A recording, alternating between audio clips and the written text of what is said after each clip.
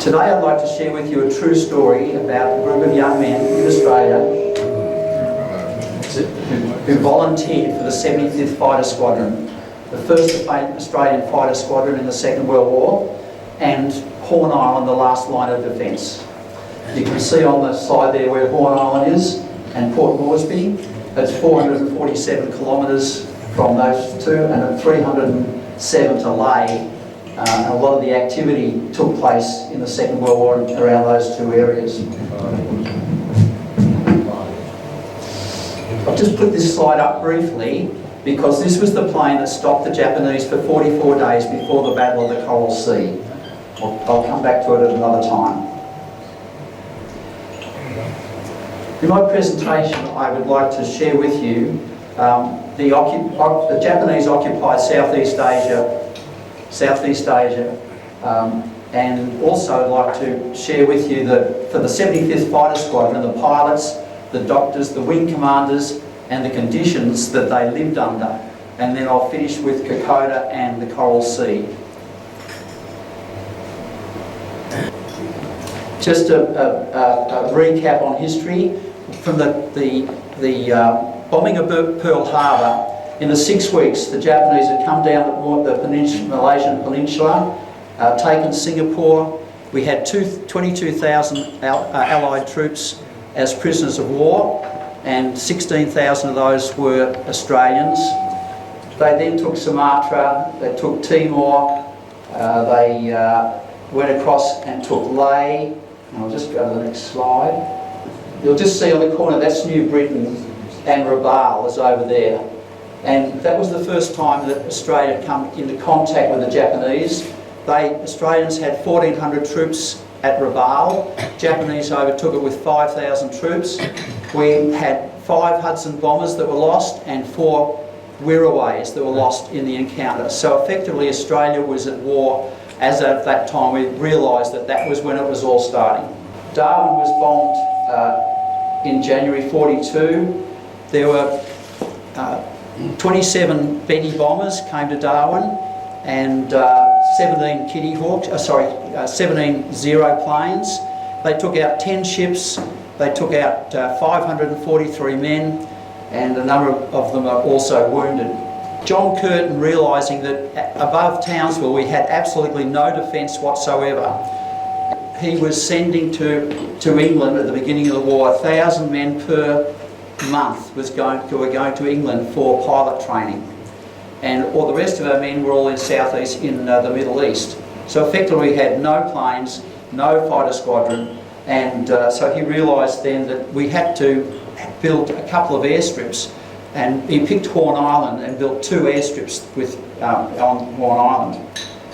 It just so happened that an American ship with 75 Kitty Hawks was on its way to Java, and because Java had been taken over by the Japanese, luckily for us, the ship landed in Sydney, and on board, on the deck, there were 75 crated Kitty Hawk planes, because Curtin had been requesting from the US to get planes with absolutely no response whatsoever.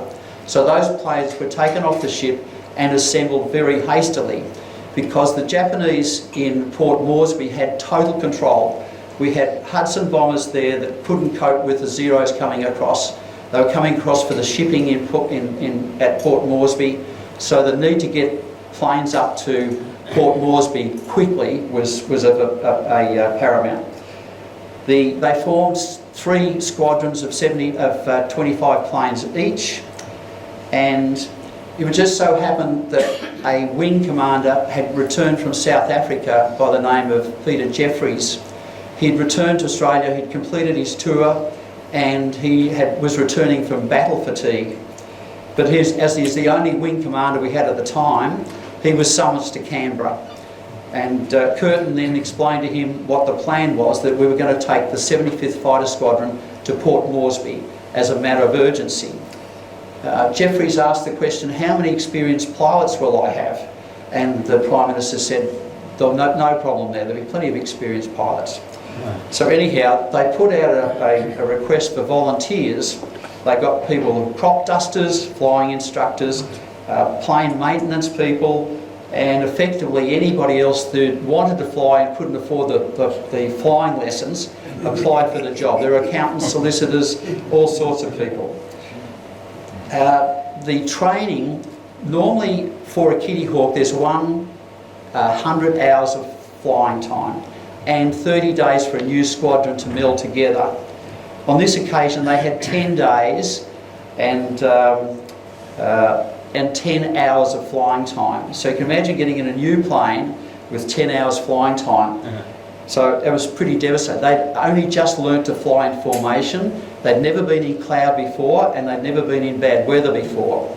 So at the end of that 10 days, they said, okay, off you go. So they then left for Queensland. I'll come back to that at a later stage. John Francis Jackson also had returned from the Middle East, and he'd also finished his tour and had battle fatigue. So they sent him to Point Cook to train the young pilots. But after 12 months, he was so frustrated training pilots without actually being in the action, he applied for active service.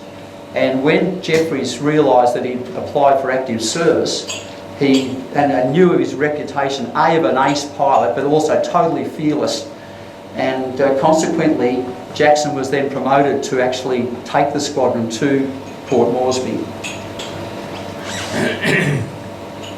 There were 3 strips at Port Moresby. One was right down the bottom, which was the 3-mile strip. And initially our Hudson bombers were stationed there, and the Kitty Hawks flew in there on the first occasion. But then they actually went to the 7-mile strip, and there's also a 12-mile strip up here. The conditions at 7-mile strip were almost non-existent. There was no mess hall, there was no laundry. The soldiers or the servicemen wore their clothes 24/7. They never took them off their backs. They slept in them, ate in them, flew in them. So it just gives you an idea of just what sort of conditions were there. When Jackson got there, they were only a small group of people, and he figured that it was pointless in the normal rigmarole of an army and air force. So he said to the troops, I don't want any saluting, all the officers, equal rank, instead of having a officers' mess hall, we all eat together. The mechanics can talk to the pilots can talk to the mechanics, they'll learn more about the planes. And he said that no dress code. Also said that I want everybody to grow a moustache. So it wasn't the normal outfit, but it was a matter of teamwork, because these mechanics, the planes were so hot when they came back, they couldn't maintain them until 10 o'clock at night. You could imagine how hot they were when they returned. So it was a challenging time. Also, the 7-mile strip was also named the Jackson International Airport because of Jackson's deeds and what he did, and what the impact he had against the Japanese was absolutely remarkable. The health conditions at this particular time were they had dengue fever, there were leeches, there was malaria, and there was something else which I can't think what it was. So what was it? Dengue fever. There was dengue fever. And this leads me to the doctor that was actually went to the 7-mile strip. Bill Fletcher happened to know the brother of Peter Jeffries, who I mentioned before, who was the wing commander. And Rod said to him, oh look, there's a special mission going on, and they're going to send a fighter squadron to the 7-mile strip, but it's totally confidential, don't tell anybody. And they said, no, it's safe with me. Anyhow, Rod was desperate to go, but I'll just give you an idea beforehand. Rod had graduated from Sydney University with 1 year's surgical experience, but when he joined the RAF, they then asked him to assess suitable young pilots in Queensland, so doing no medical work effectively at all. At one stage there, they gave him a special train, and the train went all around Queensland trying to get young pilots to come in and talk about joining the Air Force. He was responsible for surgery, hygiene, water purification, and I believe this is a true story that He also actually built the latrines. He was responsible for just anything that needed to be done. He was the man. But with the latrines, every week they would throw in kerosene and throw in a match to clean it up. But one young recruit came along and threw in some petrol and threw in a match, and he blew the latrine to the shit out. It was just as well that there were no planes flying that day, or it all hit the fan. Bill was responsible for the pilots in the air that day. If he said they were going, they were going. On occasions, these pilots they were vomiting, they had diarrhoea. So it's critical that they got 15 or so planes in the air. Remember, 15 planes in the air. So you can just imagine a pilot who's that sick having to get in a plane and fly and fight against the Japanese. But that's what happened.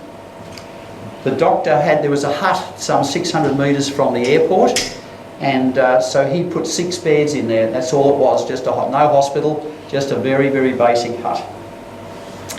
The conditions being so bad, they asked for somebody to come up and have a look at the conditions so they could endeavour to improve it.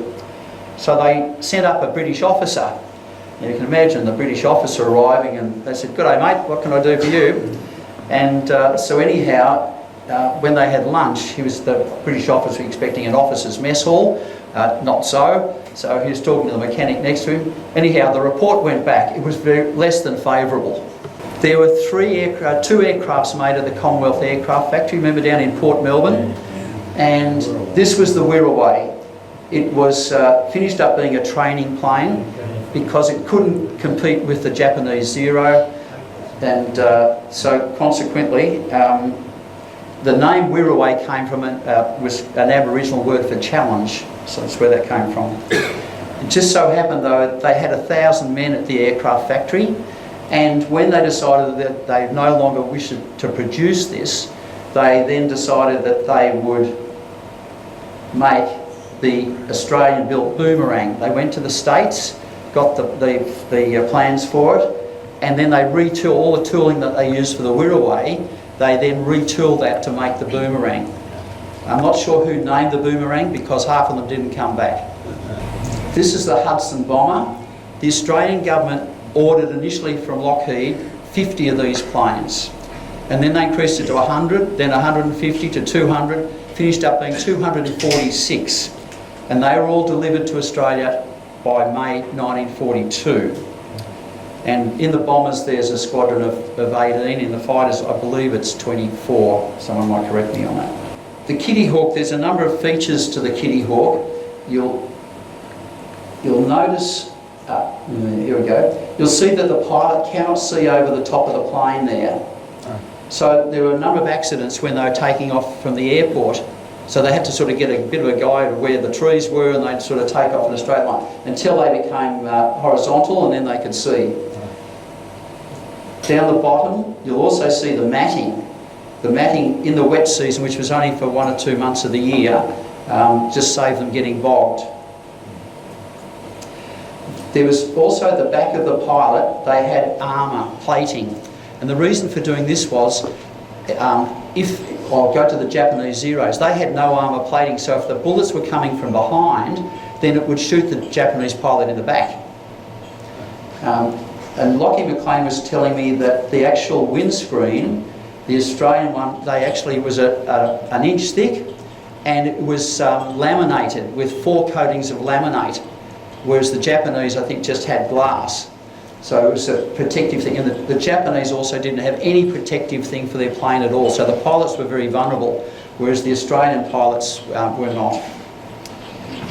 Because there was a period of time, over 10 days, that the Japanese were just every day bombing the 7-mile strip, the pilots actually, from dawn till dusk, actually were underneath the wing of the plane for 10 hours per day. They ate under the plane, and they just, so as soon as the siren went off to say that the Japanese are coming, which they had very little warning, then they would be out on the tarmac and off. It was critical, and Lockie was telling me that the Zeros, above 10,000 feet wasn't their optimum level, they were just getting higher. So the Kitty Hawks had to be higher than the Zeros. Now, because the Owen Stanley range was 14,000 feet, the Kitty Hawks had to go out and just get up to that height in a very short period of time to have the ascendancy to actually come down on top of these things. But if they were underneath them, then the Japanese had the ascendancy. I mentioned that the planes would get serviced at night time, 10 o'clock at night, and they could work through the whole night to get those planes ready to go again. I'd like to share with you now a three-day story, but I'll guarantee you we'll finish before lunch today. When the 75th Fighter Squadron left Sydney, they flew up to Townsville. The weather conditions were poor, it was cloudy, and with the pilots not having flown in cloud before, 3 planes crashed on the way up to Townsville. One of them crashed and the pilot survived. So we're now down from 21 planes to 18. The next day they then flew to Horn Island and across to Port Moresby. On arriving at Port Moresby, every day a Betty bomber would come across from Lae and take out any shipping that was in the harbour and just do a general reconnaissance of what was there. So when he arrived and was informed that a Betty bomber was there, Jackson went up on his own, took out the Betty bomber. They jammed all the radio frequencies so that the Japanese didn't know that there was a squadron of planes there, because they hadn't seen a fighter plane there, full stop. So they just had carte blanche trip to do whatever they wanted. The next day, Jackson decided that day 2, the Hudsons actually went across to Lae and took a whole lot of photos of the airport. And there were 17 Zeros running down the airstrip on one side and 3 Betty bombers on the other. So Jackson decided that he would fly, or that they would normally fly in from the west. And then where are you? Anyhow, they'd fly in from the west to Lae. He decided that they'd fly in from the east. They'd come in from the water and then run straight up the airstrip. They decided that 5 planes would actually take out the planes on the airstrip, and 5 would go above to protect them, because the Japanese Zeros were about at the time. The Australians took out 10 Zeros caught fire, the 3 Betty bombers caught fire, and they put enough bullets in all the other planes on the tarmac that they were not serviceable. And I figured that they wouldn't have been drinking zero beer when they got back that night. One of the planes that was above to protect the ones on the ground was a chap called Wilbur Hackett.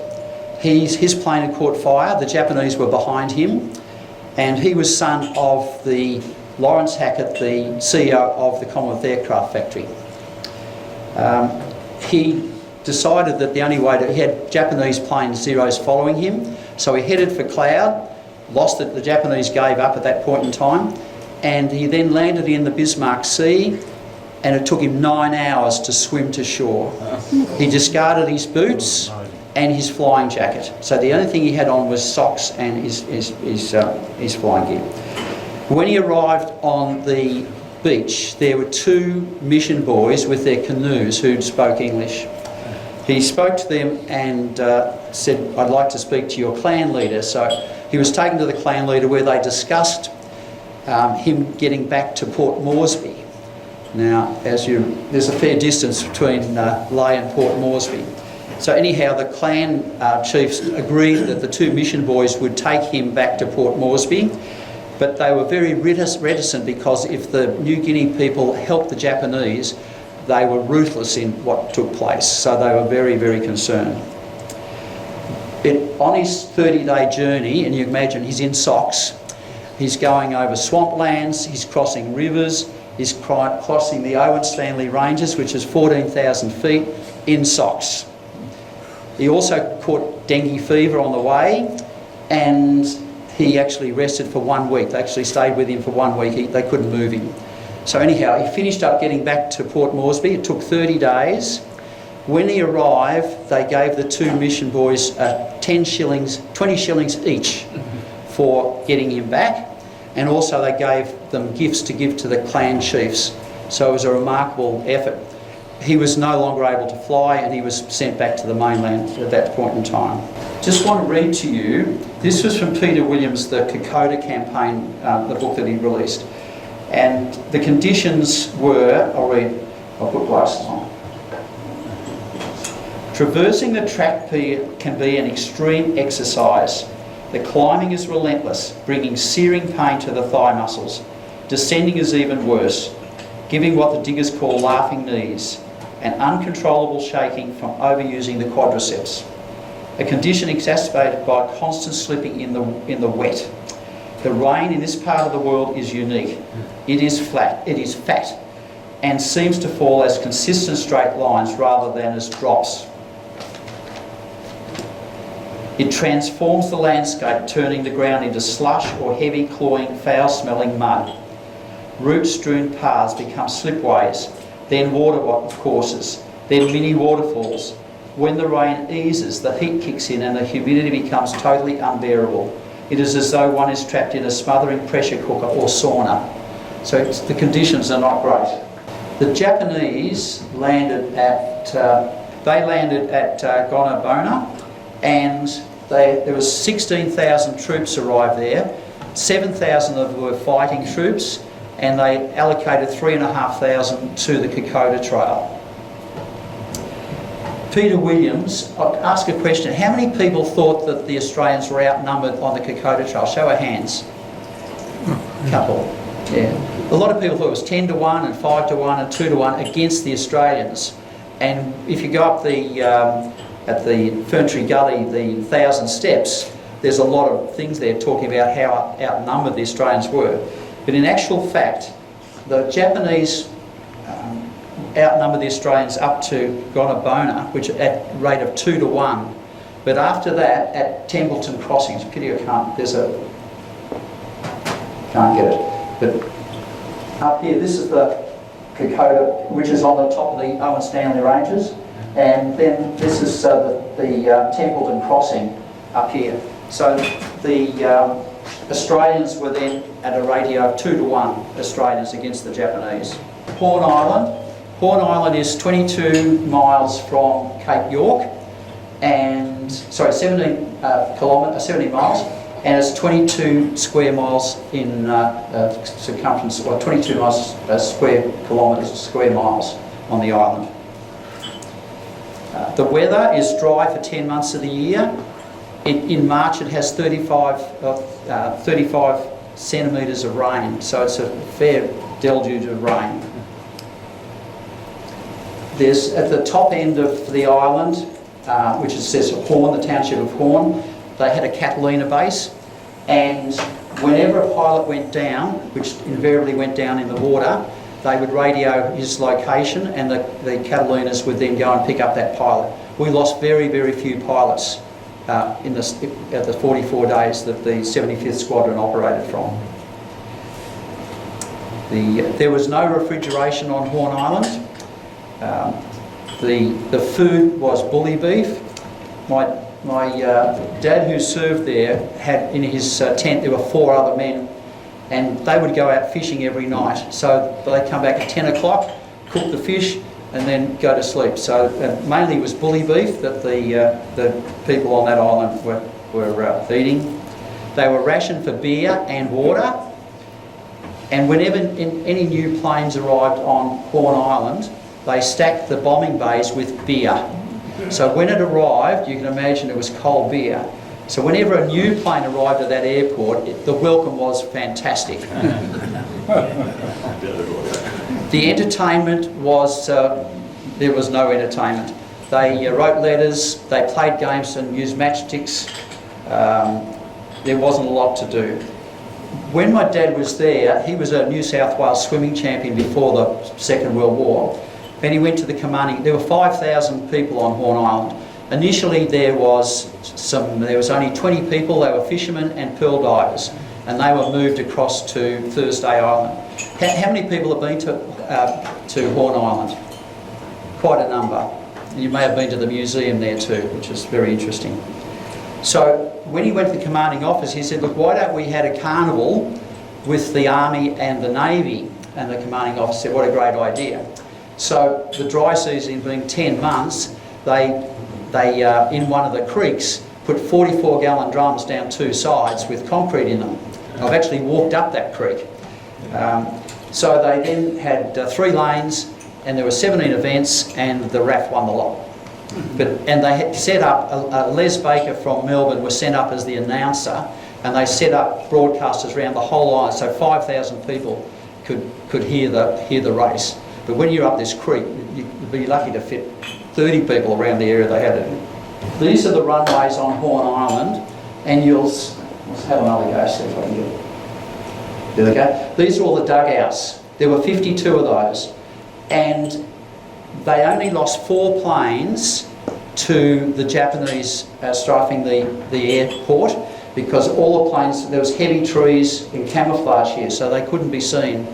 There were 8 bombing raids on Horn Island, and this was the airport when it was being built. Obviously it was in March when they took that, but it was a very wide airstrip. In fact, it was 1 kilometre wide, and it was made of gravel. So if they had 3 or 4 planes take off at the one time, you could imagine. The Americans were stationed at Horn Island, and they had the B-17 Fortress, B-25 Mitchell bombers, and the Marauder bombers. And their main role was to look for Japanese shipping and submarines and to take them out. These were the fighter squadrons based at Horn Island. There were 7 of those.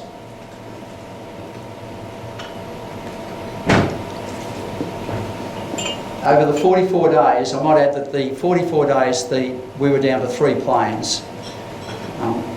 The Japanese lost 80 in the air, 30 on the ground. A number of those were at Lae on that first bombing run, and 33 probable. The Australians lost 15 in the air, 4 on the ground to strafing, and 5 to accidents, which was initially without fighter experience. They in landing and taking off.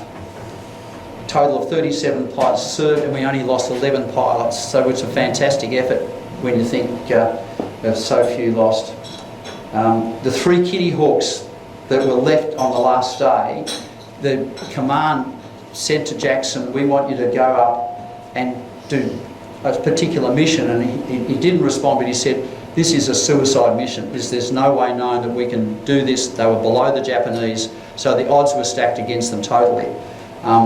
Jackson obeyed the order and went off and died. So it was very sad, because he led his men, and the men would do anything for him. You know, the conditions were absolutely atrocious. The statistics of the Battle of the Coral Sea: the Japanese lost heavily here. They lost 2 aircraft carriers, 3 destroyers and 1 battleship, and 2 troop carriers. So that's a massive loss, and 144 planes. The Allies lost 1 aircraft carrier, which was the US Lexicon, and they lost 66 planes.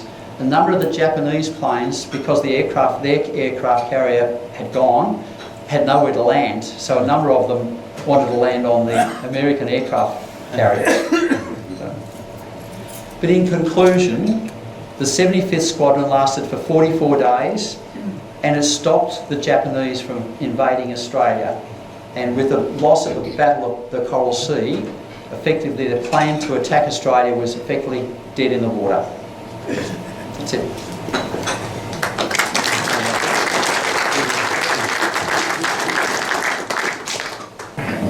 Thank you, Ian. That was terrific. What an enormous amount of research you must have done to put all that together. And so much of it would be little known facts about what happened at that time. So I compliment you very much on all the research you've done and the most interesting presentation.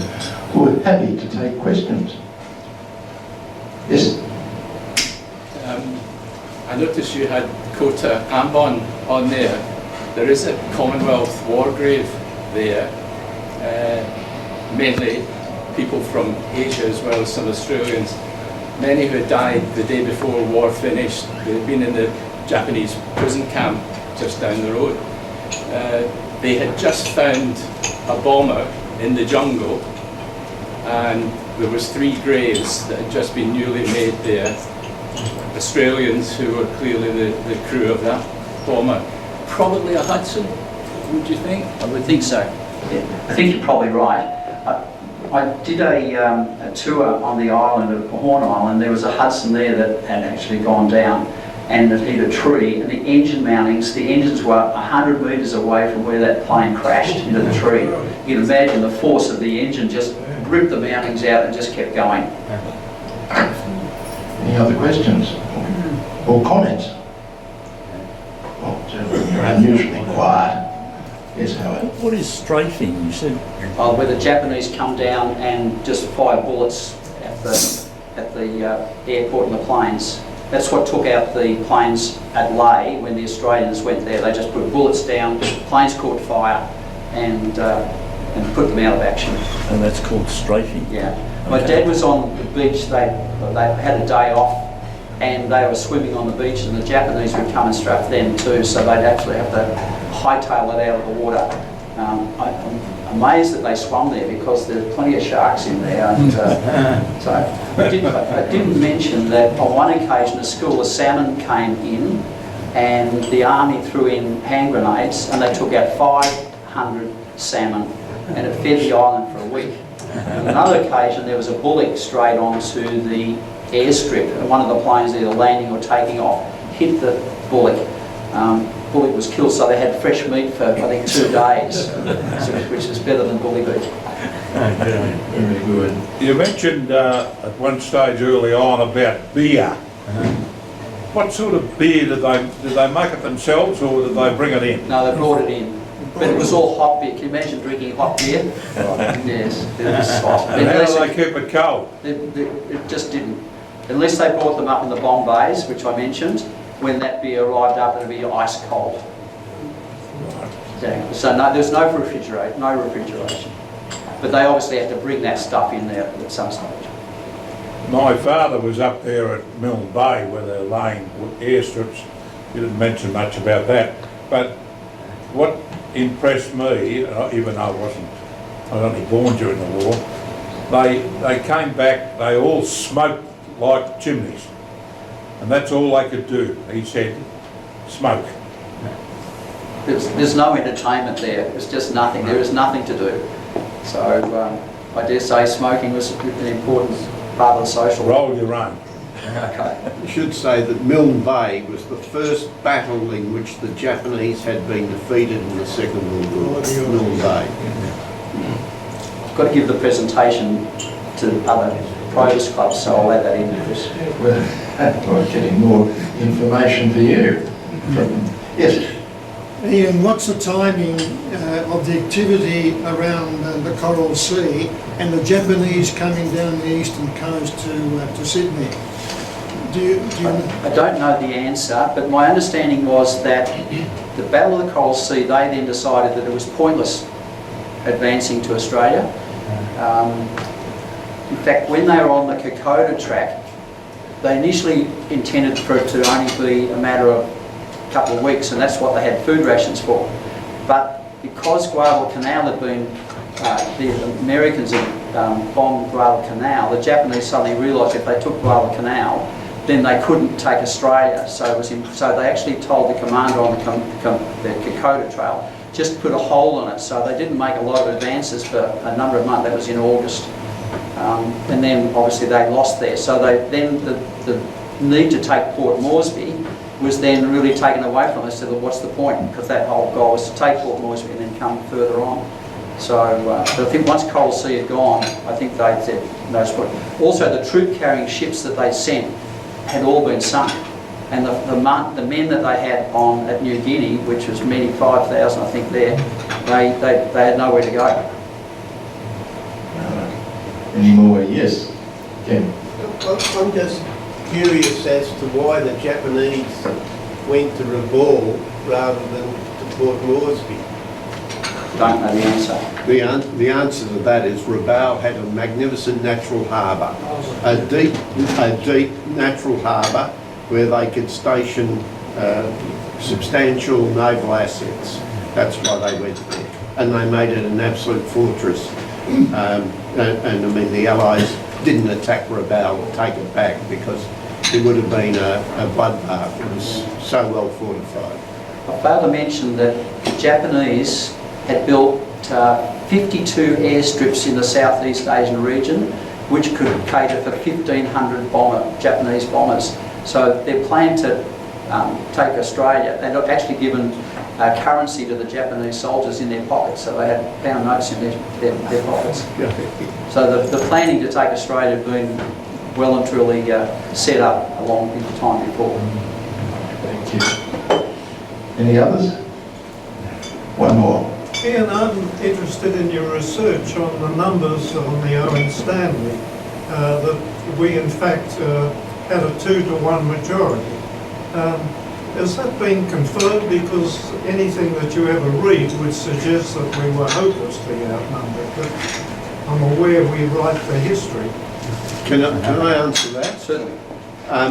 Initially, there was one company of the 39th Battalion at Kokoda. It walked there, and it was the force. So the Japanese greatly outnumbered that. The rest of the battalion eventually got up there and made the numbers somewhat equal, but the Japanese still had a majority of people. But ultimately, a brigade arrived to support the 39th Battalion, which was really decimated. It was a militia battalion that had no training and had been used to unload ships at Port Moresby.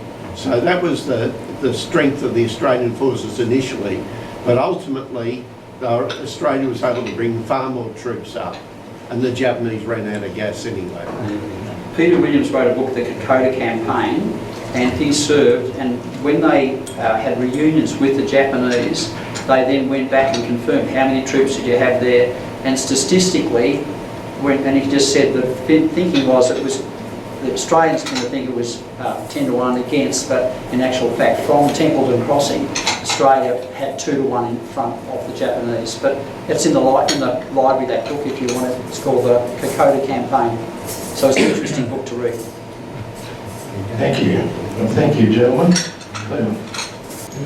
Look, Ian, that's very interesting. My father was in the RAAF during the Second World War, based in south of Darwin.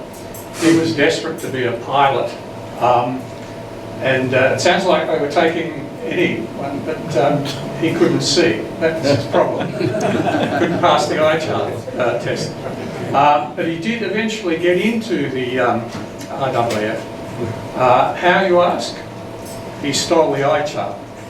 So just as well though, they found out he couldn't see. So at any rate, thank you very much. Very enjoyed that.